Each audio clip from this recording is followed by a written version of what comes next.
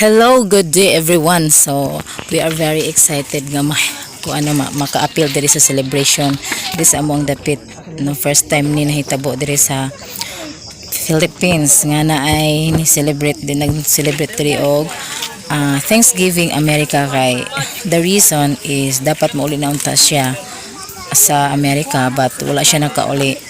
di siya mauli ana then dili na lang niya giheld instead aside from gusto niya unta mag-celebrate kanang pizza burger with hot dog, then dili kay usually naman gigamit nato diri sa Pinas is kanang mag-celebrate ta kanang ganing mga occasion, so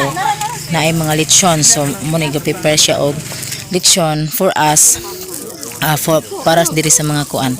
kanang mga tao diri sa laundry area kay diri niya giheld sa amo ang labhanan, so nagtipok-tipok may kami mga silingan diri dapita nga kuan diri mga on mag-ausa mi diri sa amo ang labhanan, muni amo ang labhanan guys no.